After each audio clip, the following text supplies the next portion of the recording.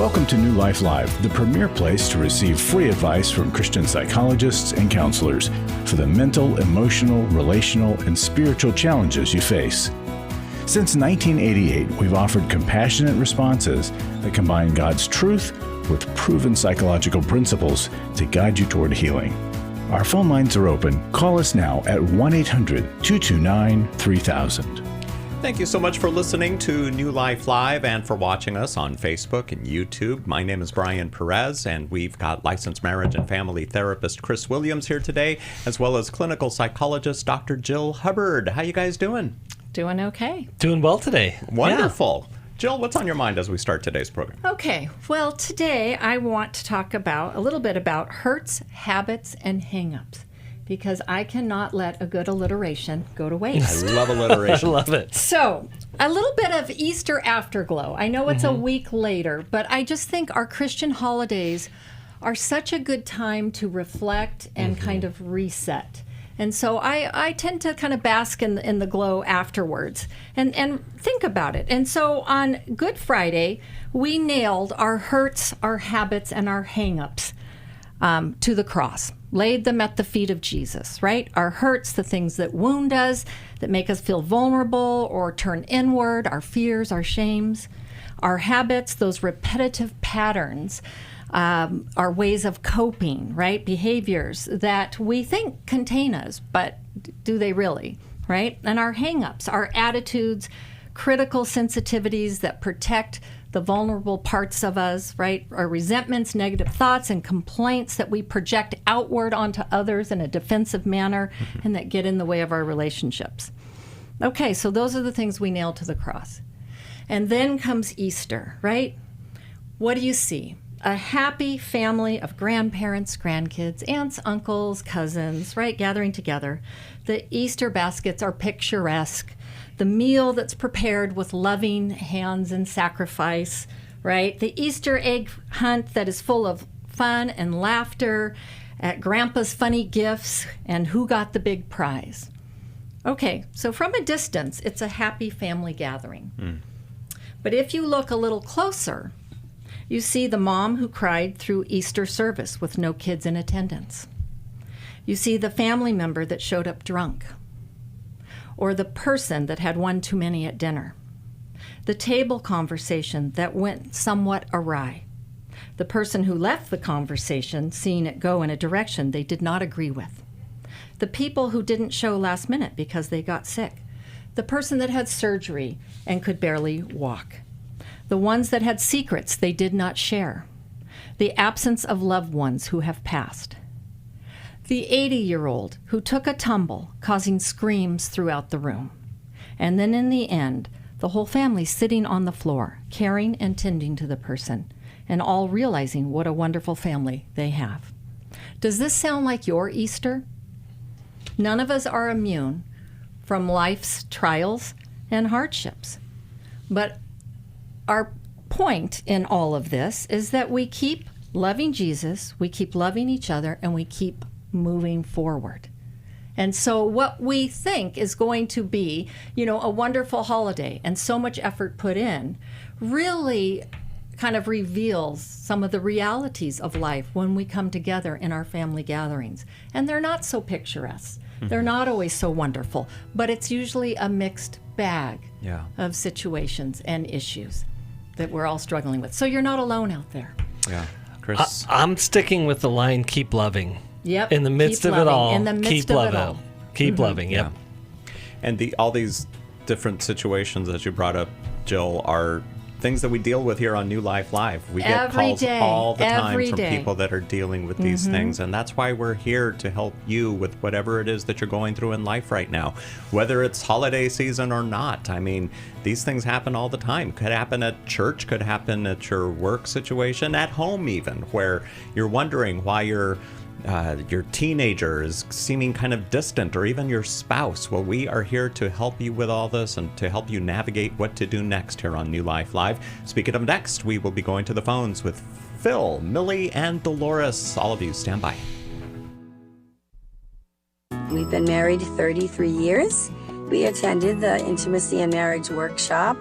Even though we've read books, or attended a few other marriage weekends, this was certainly different and a lot more intensive than initially that we thought. When you come to intimacy in marriage, you're going to be immersed into a 3-day process. Was not really sure exactly what to expect, but the idea of learning to really understand intimacy was intriguing. We had been in the same patterns of struggle over and over again. If you've thought, I don't think we can ever change, we're just in this rut and we can't get out, the Intimacy in Marriage workshop can help you get out of the rut. The Intimacy in Marriage weekend is July 25th to the 27th in Washington, D.C. Register online at newlife.com or call 1-800-NEW-LIFE and use the discount code NLL to save $50.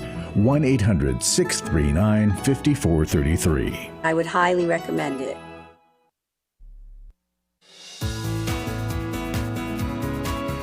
To find out more information about New Life or to order any of the resources mentioned on today's program, call 1-800-NEW-LIFE. Now back to New Life Live. We love our longtime listeners, but we also love our new listeners. Millie in Orlando, Florida. Welcome to the New Life family. How can we help you today? Thank you. Thank you for listening to me. I need somebody to hear me. How'd you find out about our program? Well, I just bumped into the program on the radio, and I really enjoyed it. I've been listening, and a lot of people are going through practically the same things I have been in some ways. So what's your situation? Well, my situation is more like now. I have been married for 39 years with my husband. He's 10 years younger. I'm 77. He's 67. So we did have a good time, a good life up until now, but he has become very ill, and his illness is terminal. It's like he's kidney disease, and he's having a lot of problems with his health, and he's in a place where they care for him. And they're doing a great job on him. I mean, they like him. I go there every day. I bring him food. I take care of him. But it's not what he wants, but it's what I can do because of my being 77 and my having a heart condition myself. When he was going through it all, I ended up in the hospital too with him. Because he was helpless, so now he's being taken care of 24 hours, and I feel guilty in some ways, or I have tried to, I know God doesn't want me to feel guilty because I'm doing everything I can, but sometimes I feel like I'm like He wants to be here with me in my home. But we have issues with financial issues, too, because the home that I'm in, it's a mobile home and it's a rental. And I have been blessed in a way by the owner because he's actually helped me with the rent. But I can't, they're taking money out of the income for his care through Medicaid. So it's like one thing after the other. Yeah. And I have had my moments where I want to get out of this. I want just to leave, and forget. But then I go back to my promises and what I did when for better or for worse, for sickness and health. And I imagine all of those. I imagine, Millie, that marrying a man 10 years younger, you had no idea that he would be the one to be ill. Yes. And you're the healthier I one. Him. Yes. Yeah. I always tell him, you were supposed to take care of me. Yeah. He broke the deal. He broke the deal, yes. And so he loves me anyway. He loves me dearly. I mean, he tells me every day. But he's helpless. He just isn't going to be the husband he was. And I'm going to be the caregiver instead of the wife, And he just is begging me to bring him home. Every time I go to him, I go every day. I just went through a battle with his daughter. He's got one daughter that's in her 40s, and she's got a boyfriend that was pushing her to get after me. And I had to fight that through because my husband doesn't have enough in him to even fight for me, you know? So what's your question for us today? How is it that we can assist you? Well, it's really a spiritual situation. He wants to come to a place where I can prepare. I would need a lot of care here, from outside. But I would be 24 hours with him. And I just don't know why he keeps insisting, because he wasn't doing that. And the past few weeks, he's been telling me straight out, he wants to come home. He wants to come home, and he wants in his family. When his daughter came, he said, I want Carmen to take care of me. I mean, Millie to take care of me. So said, Millie, are you afraid that you can't handle it? Is that? I am afraid that it's going to get worse. Okay. And it's going to tear me apart. It's going to take me probably first. But then I'm afraid of not doing it, because in his time, I want to be for him there. Of course. Yeah. So what is his illness? Millie, what is his illness? He's got kidney disease. His kidneys gave up, so he's on dialysis. Dialysis, yeah. And everything's falling apart on him. He's been really bad. Yeah, well, Millie, you are in a seemingly emotionally impossible place. Yes. That's true. Yeah. And I would love to be able to take that away.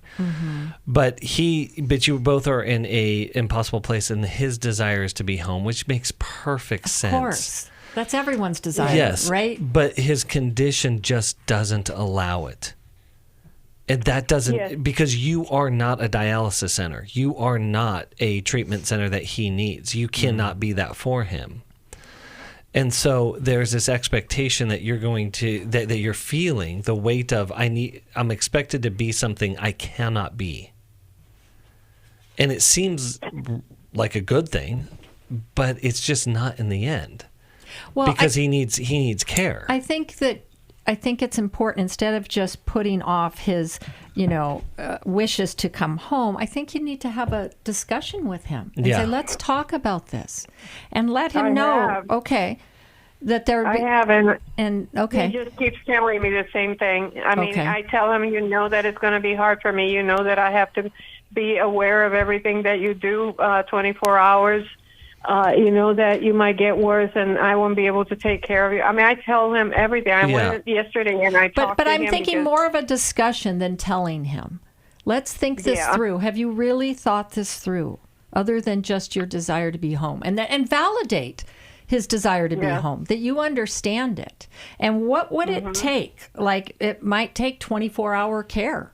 You might have to have someone else in the home. And unfortunately, that may not be in the budget. Well, right. That's really expensive, right? Or I can't do it. I can't even, I have a small job that I do, a business that I work on Saturday and Sunday. I don't know what I'm going to do about that. Yeah. Because I can't afford to put somebody there. Yeah. So, Millie, this is a situation in which, and I think that to go with Jill's point, to keep having the conversation, but maybe with other people as well, to the reality of it, because you're in a situation where you're being asked to provide something that you fundamentally cannot provide. Yeah.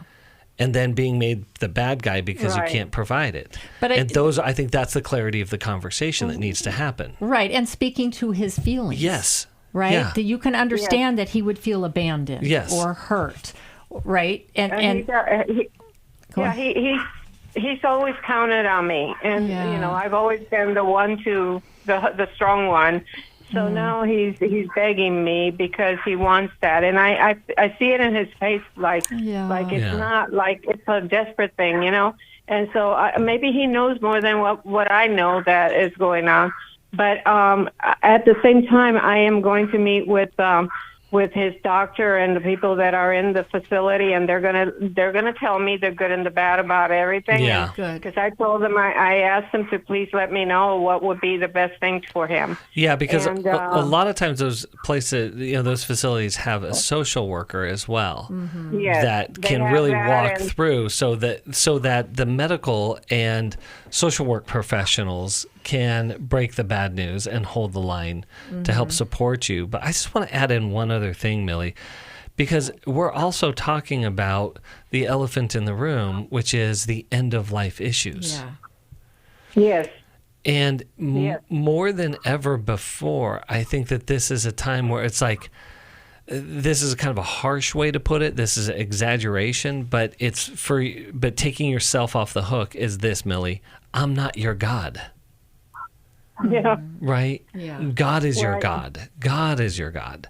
And so we're going to lean deeper into our faith here. We're going to lean deeper into trusting God's presence and work in and through this really, really scary, difficult situation.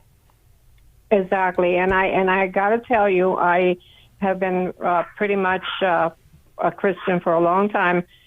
And we were together, and when we started, that he has gotten away from even showing, Yeah. But I got a cousin that's a Christian, and they have a church in Puerto Rico where we're from, and she got him to say the sinner's prayer again, and to receive God again. And I think he's at peace with that, but he's not counting on him the way he's supposed to. He's counting on me. So we exercise that faith out in our daily life. Yeah. Yeah. And that's his next step. That's what he needs. He needs to really call out to God. But he doesn't want to go. He doesn't want to die. He wants to be here, and so he's holding on to me because he thinks that with me he'll live, I told him to let God do his will, and I think that he understands that will might be that, passing away. So Millie, the first thing that I want you to do is take yourself off the throne. You're not responsible for his care because you didn't go to med school. You didn't do all the things necessary that he needs right now. And so that, just the reminder of like, I'm not his God, and thank God, because he has someone much bigger and better than me, someone that can offer him eternal life, someone who can move him into a relationship that is eternal. But I think he's definitely out of practice because he's been distanced from God, and he's scared, Millie. Yeah. I think you are his emotional support person, and I would go on some of your daily visits, and I would read out of the Bible. And I that's would read a great to idea. him every day. Start one of the books and just start reading through it. Yeah. And read a couple chapters a day to him. Yeah. So that you're saying this is where our strength is, and let's hear God's word, because God's word is healing as it washes over us. And when people are in their most desperate places, sometimes they don't know what to do. They're like a deer in headlights, right? And so they're holding on to the tangible because they don't know how to connect with God. I love that idea. So you can bring it to him. Maybe even, do what the Lord tells you to do, Millie, but maybe start in the book of Psalms. Or start with the Psalms, I should say, Psalms is wonderful. And read them ahead of time. Don't just walk into the room and randomly open. And maybe read them ahead of time and maybe have something prepared that you want to share with him. I don't know. Yeah, pray with him. Yeah. Any resources from the store that we might be able to send, Millie? What are you thinking? I think. What about Dave Stoops' book? I was thinking the exact same thing. Finishing Strong, or what? Living Strong, Finishing Well. Yes, that's it. Living Strong, Finishing Well. Yep. Very good. So, Millie, stay on hold, and we'll send that to you courtesy of New Life. Okay, let's go to Phil, and then Dolores, you're next. So don't hang up, Dolores. Phil calling in from Riverdale, Georgia, listening to us on Sirius XM, channel 131. How are you, Phil? I'm well. Thank you for taking my call. Yeah. How can we help you today? My problem is with a dependent sister. She is in her early 60s. And if there's a bad decision in life to make, she's made it. She's about 16 years old. She's kind of at the bottom rung of life. She's living in a shelter. I am her 100% financial and, for the most part, emotional support. I mean, I have a life of my own. I'm married for 35 years. My wife is dependent on me. She's a fall risk, and every minute I spend away from her with my sister, I resent her for it. I'm a new Christian. I study and pray every day, but I truly don't know the Christian answer to this problem. I'm in the middle, and I resent my sister because of all of her bad decisions, putting me in the position of having to choose between her and my wife. And I really, truly don't know which way to turn. Wow. Okay, so we're coming up to a break. We'll continue this conversation when we come back. Any question you might have for Phil to think about for a couple of minutes before we go back to him? Phil, what would happen inside of you if you did not care for your sister? That's what I want you to think about. All right, and we'll come back and get your answer, Phil, here on New Life Live. Thank you so much for listening today, and thank you for watching us as well. Don't forget, we have a matching gift going on right now, $500,000. So whatever you give gets doubled up to $500,000. You can get the details at newlife.com or by calling 1-800-NEW-LIFE. Restore gave me strength. It gave me more belief in my faith. I met up with a group of women that are going through things that they had no control over. If you've been affected by betrayal, an emotional or physical affair, or pornography, the Restore Intensive will equip you with support and tools to help you through. When two people want to do their part, we can be restored. But if they don't, we can still be restored. We are not stuck because someone else made a decision. That God lets us weigh in on how we want to walk out our lives. Our wellness does not hinge on another person's decision. The Restore Intensive is coming to Dallas, Texas, May 2nd through the 4th. Register online at newlife.com or call 1-800-NEW-LIFE and use the discount code NLL to save $50. I had a great experience at Restore. 1-800-NEW-LIFE and the discount code NLL. I was sort of vaguely familiar that the 12 steps had some origination in the Bible. I found Life Recovery, and one of the things I liked so much was that it had such a broad appeal. It wasn't limited to just alcohol or drugs, that it was addressing a wide range of problems. At New Life, we believe everyone can benefit from a life recovery experience. There are life recovery groups all over the country. They take place online, in conference calls, and in person. And if there isn't one in your area, we can help you start one. We have startup materials, leaders' guides, CDs, Bibles, and more, all with discounts available for groups. Call us at 1-800-NEW-LIFE and ask for Terry Ward. The 12 Steps have long been a great help to people in recovery because much of the 12 Steps' power comes from the fact that they capture principles clearly revealed in the Bible. The 12 Steps is really a pattern for all of us as Christians. Call 1-800-NEW-LIFE. That's 1-800-639-5433.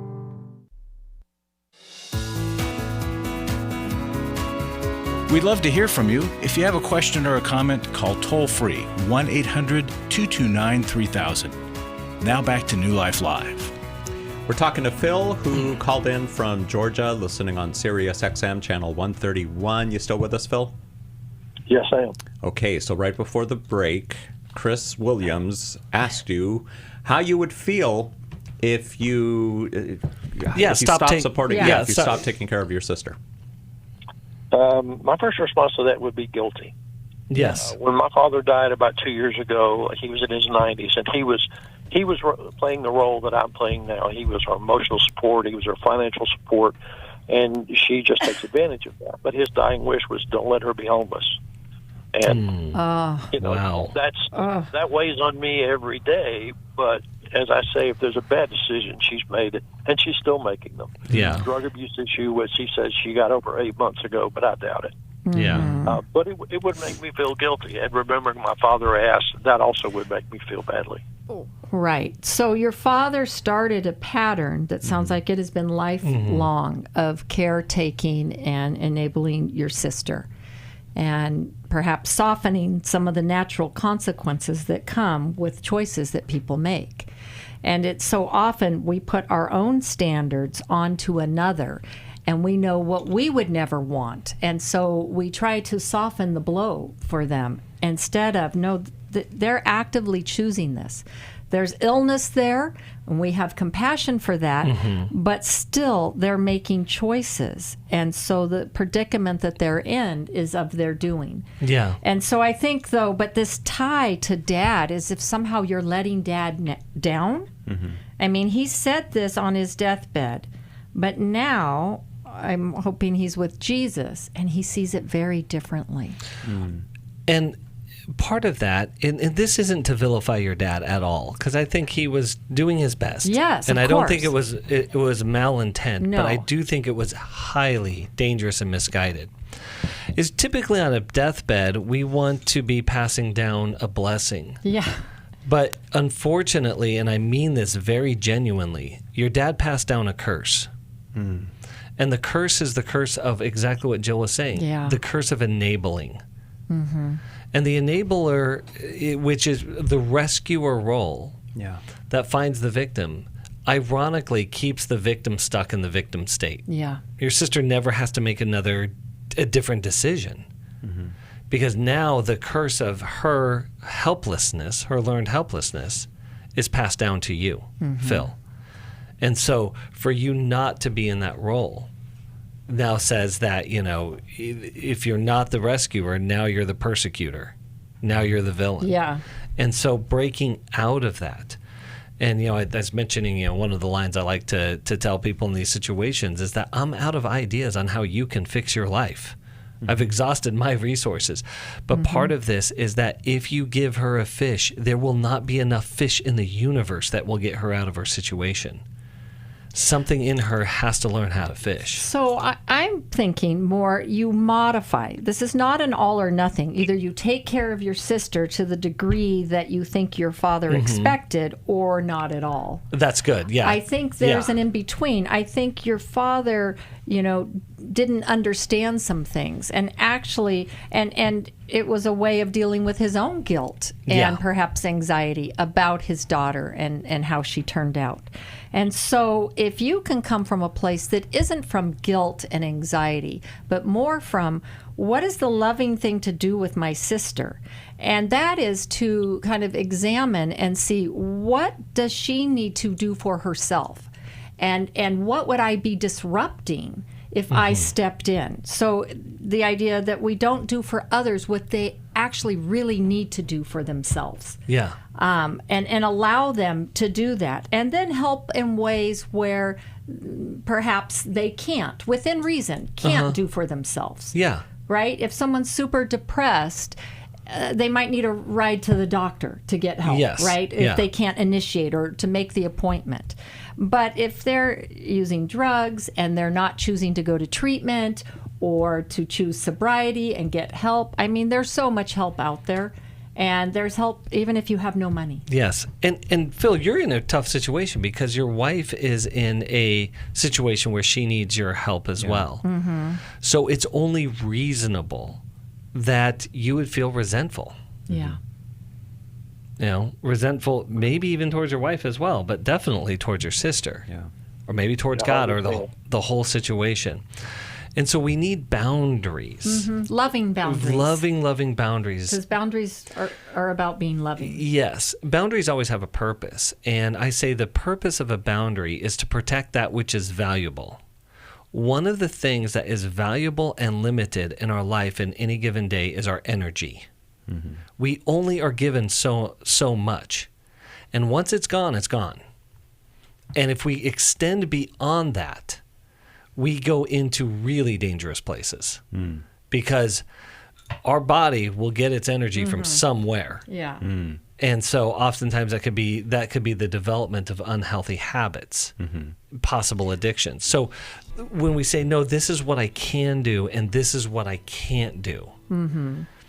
And that, again, we were talking about this to a previous caller, then I'm taking myself off the throne and saying God's going to have to do some other things here. Yeah.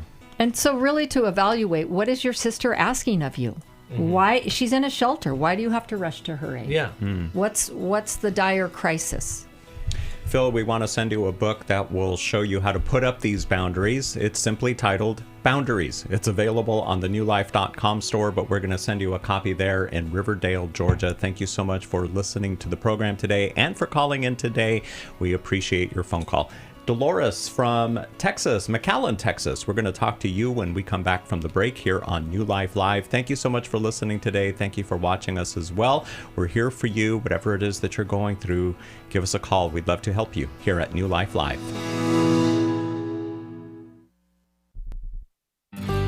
For most of my life, I've been dealing with an opiate addiction. Why is opioid addiction quickly becoming one of our nation's biggest killers? Maybe it's because it isn't only those who are addicted who are in denial. We did what I see so many parents do, is it can't be an addiction. There's something medically wrong. It's impossible to solve a problem when you don't know what you're up against, and families will try to find any explanation except the one that will put them on the right path. Alcoholism and drug addiction is a family disease. It doesn't affect just the individual. If someone you love is abusing painkillers, know what you're up against. It's time to admit its addiction and seek treatment. Call us today at 1-800-NEW-LIFE. We have partner treatment centers around the country. Call 1-800-639-5433 or visit us online at newlife.com. We just made a decision. We will do whatever it takes. 1-800-NEW-LIFE. Club New Life changes lives. I think I go way back to listening to New Life, learning so much from it, and then becoming a Club New Life member. Club New Life is a monthly giving family that helps New Life Ministries provide Christ-centered hope and counseling resources to thousands of people. You know, I'm so thankful because you know why I keep giving? Because I keep learning, and I'm so thankful for all the lives that you touch every day and the people's lives. So when I get to still hear the radio show, it's just so encouraging to my heart. When you sign up to support us monthly through Club New Life, you'll make a difference in the lives of individuals and families with godly counsel and connection to help. And you know one reason I give? Because I feel like sometimes I'm hiding behind a counselor's couch listening to all this great information and not paying, so my guilt of this great advice is alleviated by being a Club New Life member. Call 1-800-NEW-LIFE. That's 1-800-639-5433. And together we can help hurting people find help and hope in life's hardest places. Call 1-800-639-5433 to join Club New Life today.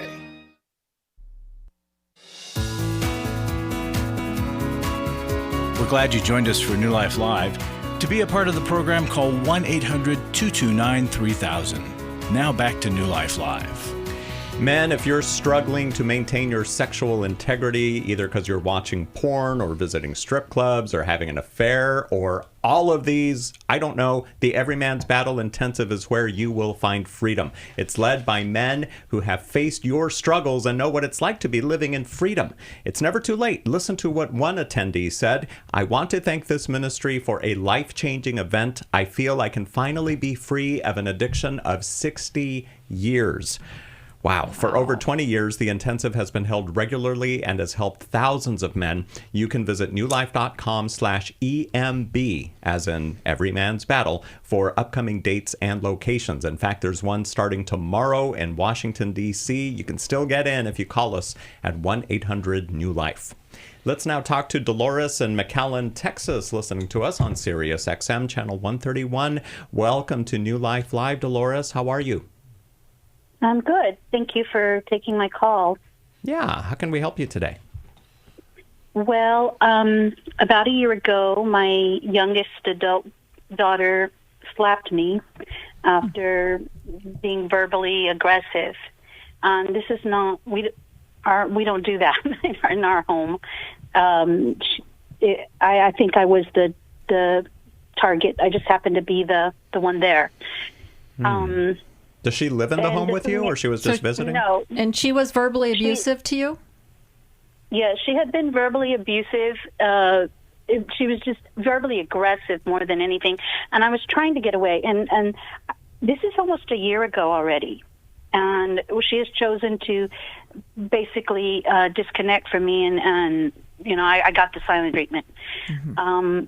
The situation is it has affected, it has permeated our family. That's the problem, because I'm a mom of 4 adult children, 2 from my previous marriage, and then 2 from my marriage with her dad. And she's the baby, but she's a mom. She was a young mom, and very stressful teen situation and had a lot of emotional issues growing up in her teens. And she's still a young mom, young wife, young. And I raised them with faith and spiritual, as definitely no saint, but I try to instill the Word of God into my home. And we can do all things through Christ Jesus. All things work together for good for those who love the Lord and are called according to His purpose. All that stuff. Yeah. With Dad, God loved Dad. We're still married. Dad was outside with our granddaughter, and I tried to go when the incident was occurring. I tried to go near Dad and kind of get away from the situation. But I said, I just lifted my hands in prayer and whack. And I said, Jesus, and whack, out of nowhere. And my husband at the time was walking away with our granddaughter because he didn't want to have our granddaughter hearing my daughter. Dolores, can I jump in with something real quickly? Sure. What was your daughter's primary protest? What was she really upset about? Probably that I was not listening. I was not I had already said, okay, Uncle, because she came home upset about something that had happened at work, and I think I had made a comment like, I don't even remember it, I'm not going to lie, but I know I wasn't necessarily listening anymore. I had shut down because the target, I had become the dumping ground, and she was almost in an attack mode. And I was like, okay, that's enough. And that's when I retreated out, and she was like, you're being disrespectful because you're not even listening to me. But then I went to my husband and said, hey, you better engage. And this isn't the first time occurrence where she's verbally aggressive, and she hadn't been I'm not the only one she'd done that to. Does she live with you? Not at the time. Well, I know she does not live with us now. Who else was there? Like why is this affecting everyone else? I'm trying to get the core of the issue. Like what? The core of the issue is there's been no accountability. Okay. And I'm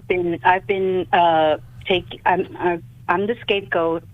My husband's comment is, you guys are so much alike. And I go, no, I would never have hit my mother. That's definite. Okay, so Dolores, I'm going to jump in here. Sure, please. Let me start here. It is 100% unacceptable for your daughter to slap you. 100% unacceptable for verbal abuse. And I think your daughter is onto something. And again, I'm not saying how she does it is correct at all. Please hear me say that really, really clearly. But I do think that there is something that you guys trigger in each other that shuts each other down. Now, I don't know, we can't control what's inside of her that's shutting her down or causing her to escalate.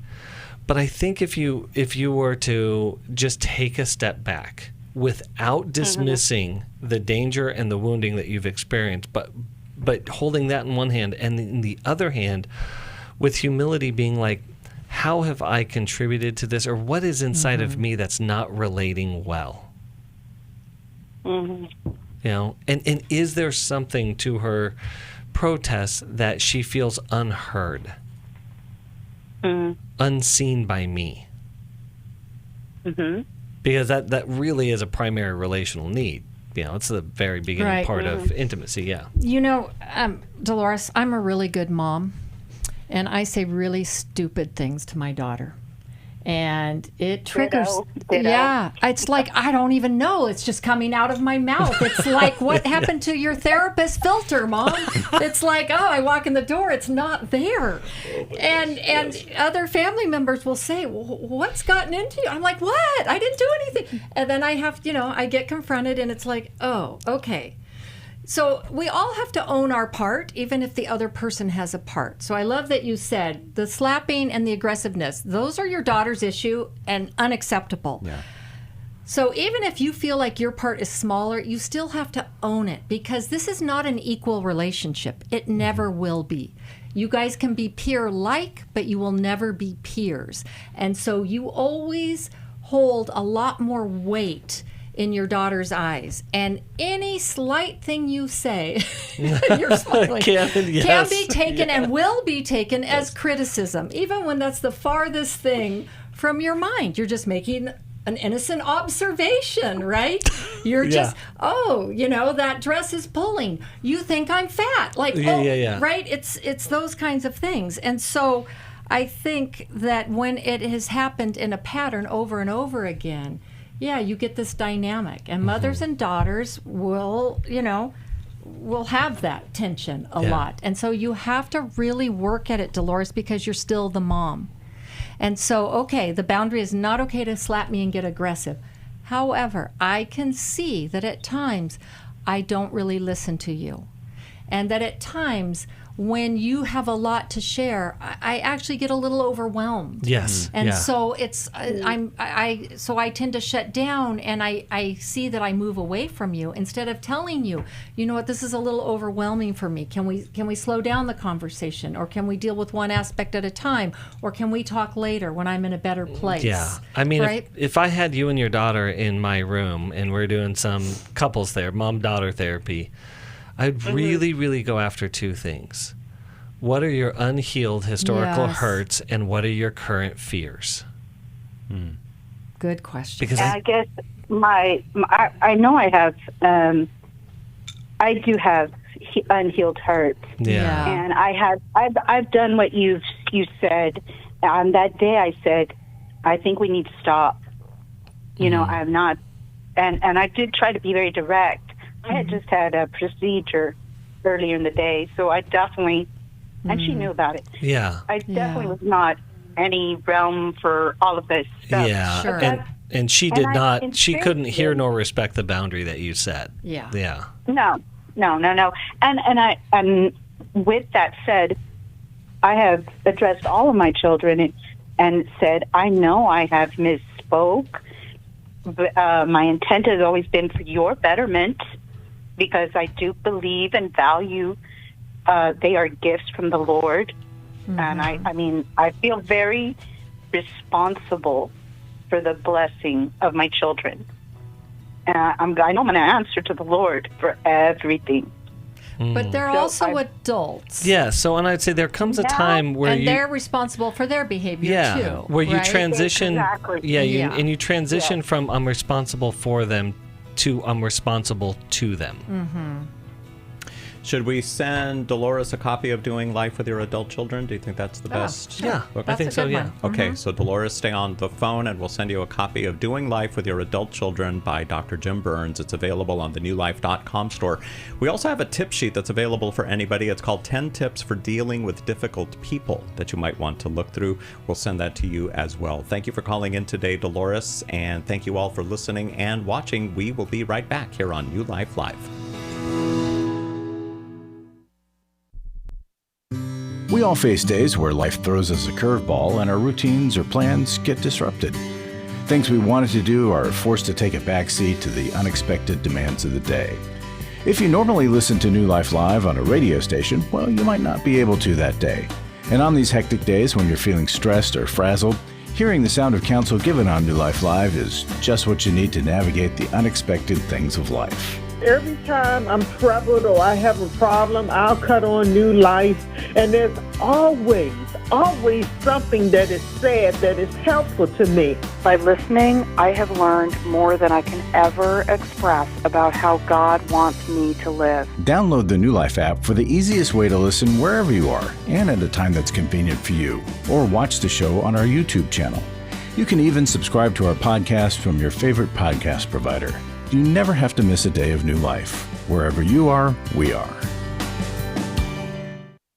For over 35 years, New Life has been the most trusted name in Christian counseling. Your ministry has saved my life. If you struggle with emotional hurt, family or marriage problems, the pit of depression, or the pain of addiction, we can help. I'm down 100 pounds now from what I was. I found a counselor through New Life Ministries, and it's just been outstanding. Our treatment programs provide clinically appropriate solutions from licensed professionals, all in a biblical framework. I have had problems with alcohol. I think God has ordained this place to be His. You don't have to be a prisoner of your pain. Help is available at 1-800-NEW-LIFE. She tells me that I'm a new man, and I feel like a new man. It worked for me, and it can work for them too. This time it is different. If you're ready to take the first steps toward genuine spiritual and emotional healing, call us today at 1-800-NEW-LIFE.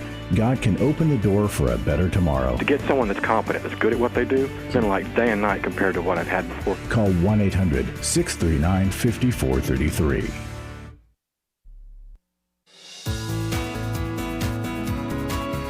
To find out more information about New Life or to order any of the resources mentioned on today's program, call 1-800-NEW-LIFE.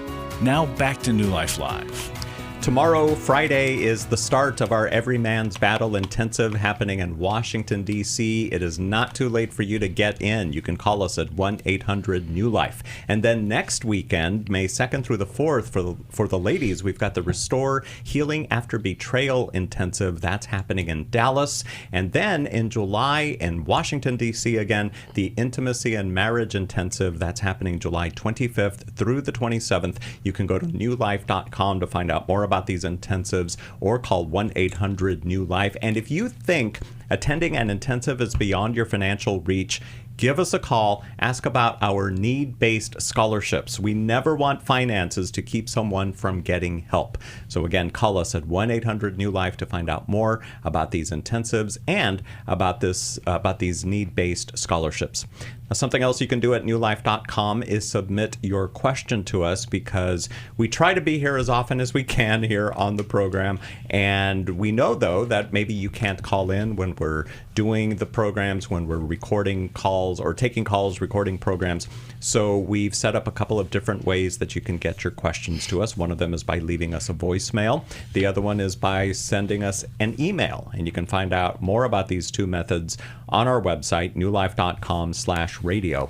Jorge sent in his question as an email, and here it is. Is 3 years enough time for my mom to grieve the loss of her son and start working again? Now, here's some background. Jorge says, I'm having issues with my mom. I'm not sure how to handle it. I have a brother who went to heaven 3 years ago. He had a bone deficiency. He was here with us for 33 years. He had a heart attack and lasted 1 week in the hospital. They called us to the hospital because his body was shutting down, and we had to sign papers to take him off the respirator. I started helping my mom financially since she was going through grief. We all were. Since then, she doesn't want to do anything and keeps telling me she's looking for a job and waiting for them to call. My wife started working so she could help me, but now she wants to quit working for health reasons and to raise our 5- and 6-year-old kids. I have 3 siblings. No one helps with the finances.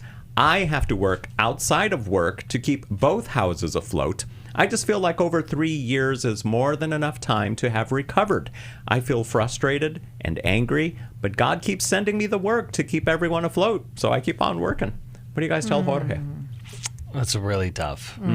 Really tough. My initial response is 3 years is not enough time. Yeah, mine too. 30 years is not enough time to grieve the loss of a child. You know, we are not designed to lose our children, and that grief is long-lasting. And going back to work and grieving, though early on could be the same issue, they're not the same. I don't think that they're the same issue. I think it's important for Jorge to be able to separate those two things out, that she could still be in grief and there could be other things going on to help contribute to the financial situation of the family. But I think it starts with Jorge understanding his own limitations and responsibilities, or limited responsibilities in the situation, that it is just too much for him to financially support 2 households. Mm-hmm.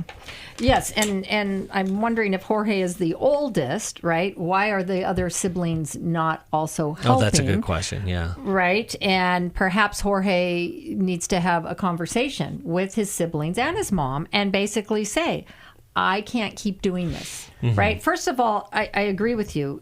The grief could go on indefinitely. Yeah. But part of what helps move us along is that we have to re-engage in life. Yes. And we have to start doing normal life functions, whether we feel like it or not. Yeah. And so some of it is, your mom kind of collapsing into this grief and letting it completely define her and take over her life. And she's not really living then. Not that work is the only way to live, but if she was previously working and providing for herself, and now she can't, why is that? Yeah, right? And I think that's really important, Jill, because you're right. Because there's a point for some of us where the grief can turn into a cloud of despair and just shut us down. Yes, it's like she's in the grave with him. Yes, yeah, and that to parallel that with the sticky depression. There's actually the neurological term of hypoarousal, where literally the energy in our body just shuts down. And so supporting the shutdown is a black hole. Yes. And so the only way is to your point, is to do small incremental things to get the energy back, to get back engaged with life. Right. So I think that's why if Jorge says, Mom, I can't keep doing this. I'm honoring your grief, and I know there's no end to it. But we have to do some things to function, and that it's good for you actually to do that and to be out with other people. And so what I, kind of put it back in her lap and your siblings. I can't keep doing this. Yeah, and is she Who else has ideas? And is she doing anything to work through the grief? Yes. Because if we don't, that grief will keep us stuck. Absolutely. She needs to be in a grief group. Right? Or working, we've got a book we can send her to, help her work through grief.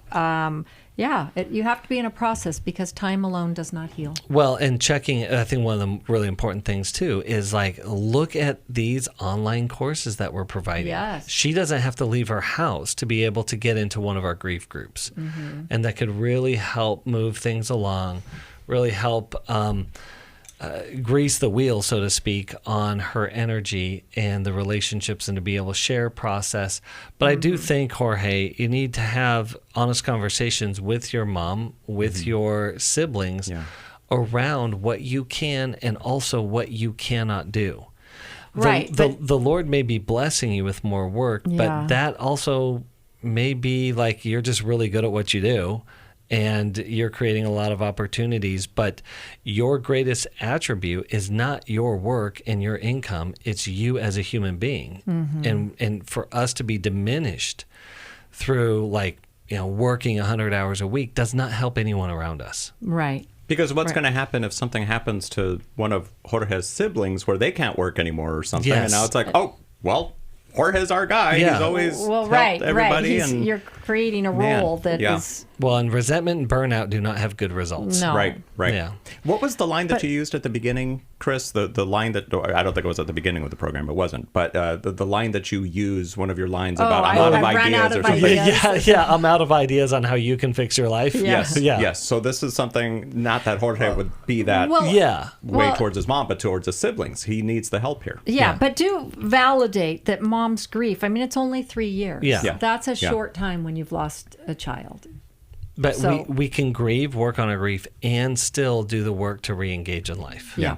It happens simultaneously. Yeah. Yep. But if anything, just talk with the siblings, have a heart-to-heart, and just say, you know what? I'm providing this much. I'm helping mom out with this much. Can we divide it? And really decide, that's a good point, Brian. Decide, what are you willing to do without resentment? Oh, that's a great standard. How much can you give? And then leave it and say, this is all I can do now. So that they all feel the void. Yeah. And somebody else has got to step into it when you don't fill it. Because they're not going to offer. They're not going to volunteer if you keep filling the void. Friends, this is such a hard challenge. So hard. Because it's his mom. That we all need wisdom on. Because we're all called to be generous. We're all called to be caring.